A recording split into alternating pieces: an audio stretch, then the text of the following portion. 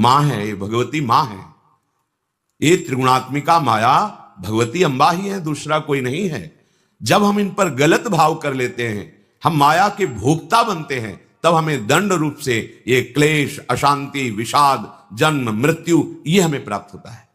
और जब हम प्रभु की शरण में होकर प्रभु का भजन करते हैं तो अम्बा देखती है कि सही मार्ग से चल रहा है तो अनुकूलता प्रदान कर देती है, अर्थात जो बाधा पहुंचानी होती है उसे रोक देती है। काम, क्रोध, लोभ, मोह, मद, मत्सर सब इनकी ही शक्तियां हैं, ये सब शांत हो जाती हैं।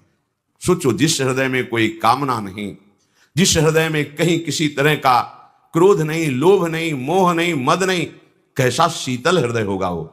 यही तो हम चाहते हैं, हमारा हृदय शांत रहे, प्रसन्न रहे। हमें कोई ऐसा प्यार करे जो अविनाशी हो, केवल हमारे लिए हमको प्यार करे, अपने स्वार्थ के लिए नहीं। जगत में कहीं भी कोई प्रेम करता है तो अपने स्वार्थ की पूर्ति के लिए आपके सामने प्रेम प्रदर्शन करता है।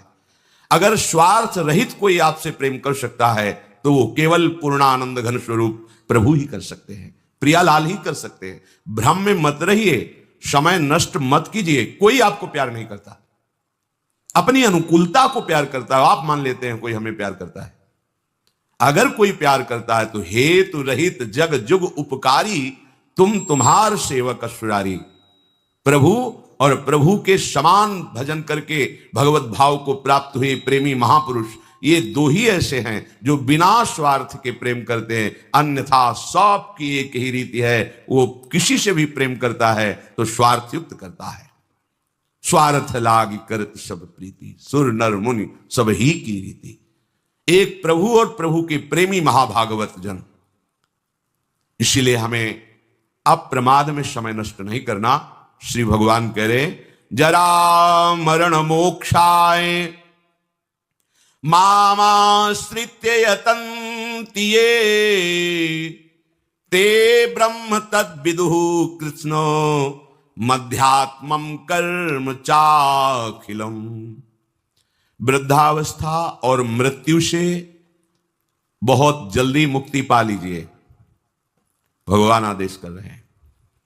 जो मनुष्य मुक्ति पाने का उपाय मेरा आश्रय लेकर प्रयत्न पूर्वक भजन करता रहता है, उसे संपूर्ण ब्रह्म का बोध हो जाता है, अध्यात्म को जान जाता है और संपूर्ण कर्म के रहस्य को जान जाता है। जो जरा मरण से मोक्ष पाना चाहता है, पहला उपाय है श्री भगवान की शरण। वो हम कैसे हों ये भी नहीं जानते, तो फिर भगवान कृपा करके अपने प्रेमी महाभागवतों का संग दे देते हैं। भगवत भक्तों की कृपा से भगवत शरणागति प्राप्त होती है। सीधे प्रभु की शरणागति प्राप्त होना बड़ा ही कठिन है। इसीलिए भगवान सदगुरुदेव रूप में बंदो गुरुपद कंज कृपा सिंधु नर रूप हरि, महामोहतम पुंज जासु बचन रवि कर निकर।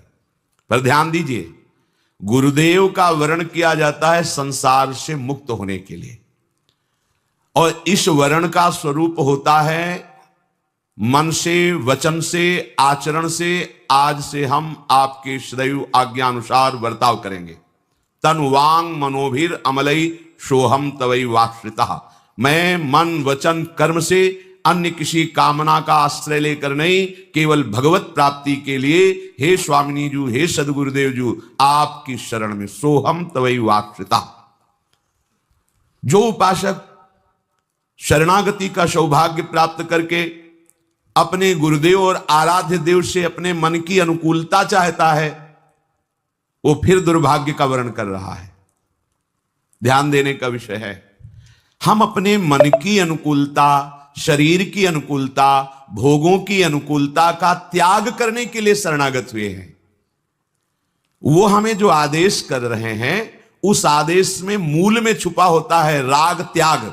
भले प्रगट में आपको राग दिखाई दे कि इनके आदेश में राग दिखाई दे रहा है, इनके आदेश में तो ऐसा लग रहा है विषय त्याग है ही नहीं, पर वो आदेश आपको जब अक्षरशः पालन करोगे तो अनुभव कराएगा कि आप विषय त्याग की कितनी ऊंचाई पर चढ़ गए हैं। इसलिए बिल्कुल बुद्धि नहीं लगानी, बुद्धि को उनकी आज्ञा में समर्पित कर देना है। कोई बड़ा भाग्यशाली उपासक होता है, जीवन अर्पित करके एक एक कदम उनकी आज्ञा के अनुसार चलता है। अब जोई कहें करें हम सोई, बस ये जीवन बना लेना चाहिए। अगर ये जीवन बन गया तो जरा मरण मोक्षाय के लिए आपको अन्य कोई साधन नहीं करना पड़ेगा। अब आपको कोई चिंता नहीं होगी। जैसे चतुर केवट की नाव में कोई बैठ जाए तो निश्चिंत होकर नदी पार हो जाता है, उसको चिंता नहीं रहती। ऐसे चतुर खेवैया सदगुरुदेव की आज्ञा रूपी नौका पर जो उपासक बैठ गया, सुखपूर्वक भव समुद्र से तर जाता है। उसे पता ही नहीं चलता हम कितना भव समुद्र से बाहर हो चुके हैं। और जो तैर करके जाना चाहता है तो अथाह और अगाध है, बड़ा मुश्किल है।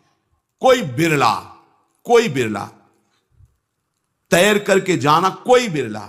उस बिरले में भगवान या भगवान ही कृपा करके ऐसा बल दे, जो निर्विघ्न पंथ निर्वाही सो कैवल्य परम पद लहाई। और वो कैवल्य परम पद जो भगवद आश्रित गुरुदेव की आज्ञा पर चलते हैं, उनको ऐसा सुख प्राप्त होता है, दीयमानम न गृहणंती, वो देने पर भी उसे स्वीकार नहीं करते। नहीं चाहिए परम पद, बस आपके निरंतर संग में, आपकी मुख माधुरी का पान करते हुए, लीला गुण का गायन दर्शन करते हुए सदैव हम आपके श्री चरणों की दास्ता में रहे, मुझे और कुछ नहीं चाहिए। दीयमानम न गृहणंती बिना मत सेवनम जनाहा। हम शरणागत के भाव को समझें। यदि अपना अस्तित्व हम बनाए रखे तो शरणागत हमने किसको किया? तन हमारी अनुकूल वृत्ति के अनुसार, मन हमारी अनुकूल वृत्ति के अनुसार, वचन हमारे जैसे मन में आया वैसे बोले, और हम अपना अस्तित्व स्त्री पुरुष शरीर आदि को लेके। तो शरणागत आपने किसको किया? एक नाटक ही तो किया, आप शरणागत तो हुए नहीं। शरणागत तो तनु वांग मनोभिर अमलई सोहम तवई वास्यता। तनु ये बिक गया, आप जैसा गुरुदेव आदेश करेंगे। मन, अब तुमको अय मन गुरुदेव की आज्ञा के अनुसार संकल्प करना होगा। स्वेच्छाचारी मन, अब तेरा स्वतंत्रता का खेल खत्म हो गया। अब तो तुझे गुरु की आज्ञा में परतंत्र होना पड़ेगा। जिसका मन गुरुदेव की आज्ञा में परतंत्र होता है, माया उसे कभी परास्त नहीं कर सकती। जिसका मन स्वच्छंदता पूर्वक विचरण करता है, वो माया में प्रकृति में ही होता है। वचन पातिव्रत धर्म की तरह रसना कटो जो अन रटो। सोहम प्रियाजू के चरणारविंद में अर्पित। अब क्या जरा और मरण का कोई भय रह जाएगा? नहीं। शरणागति मात्र से भगवान कह रहे हैं वो संपूर्ण ब्रह्म को जान जाएगा, अध्यात्म को जान जाएगा, कर्म के रहस्य को जान जाएगा, क्योंकि इसके जनाने वाले स्वयं जगत गुरु प्रभु हैं, जिनका आश्रय लिया गया है, हम जिनकी शरण में हुए। बस शरणागति के भाव को समझना है। शरणागत तो शास्त्रों हो रहे हैं, पर शरणागत की रहनी और आचरण कोई बिरला ही कर पा रहा है। अपने अहम के द्वारा प्रेरित मन के अनुसार चलना ये शरणागत का लक्षण नहीं है। आराध्य देव गुरुदेव की आज्ञा के अनुसार मन को चलाना, शरीर की संपूर्ण चेष्टाएं उनके अनुकूल करना। श्री कृष्ण अनुकूलेन प्रतिकूलस्य वर्जनम। उनके प्रतिकूल स्वप्न में भी ना मन में, ना तन में, ना वचन में कोई चेष्टा निहाल हो गए। पर ऐसा शरणागत कोई बिरला ही होता है। इसलिए कोई एक पाव भगत जिम मोरी, कोई बिरला मेरी भक्ति को प्राप्त होता है। कोई बिरला ऐसा है जो मोक्ष पद को प्राप्त होता है, क्योंकि ये एक शरणागति का सांसारिक संबंध जैसा व्यवहार करते हैं। सब वस्तु हमारी, सब चेष्टाएं हमारी, हमारे मन के अनुकूल, बस तो हम माना शरणागत। नहीं, तुम्हारा अस्तित्व ही नहीं है। जिसने अपने आपे को मिटा दिया है वही शरणागत है। यंत्रवत जीवन जिसका चलने लगा वो भगवत स्वरूप हो जाता है। बाद में खुद अनुभव होता है कि प्रभु कृपा करके हमारे हृदय में आकर विराजमान हो गए और वो सारी चेष्टाएं करा रहे हैं। जो गुरुजन महापुरुष हैं उनकी आज्ञा पर विचार करने का अवसर नहीं होता। अब विचार करेंगे, आपने कहा है, देखेंगे कैसा होगा। यह सांसारिक वार्ता में हो सकता है, लेकिन गुरुदेव की आज्ञा पर उनके द्वारा जो आदेश दिया गया है उसमें बिल्कुल विचार की गुंजाइश नहीं होती।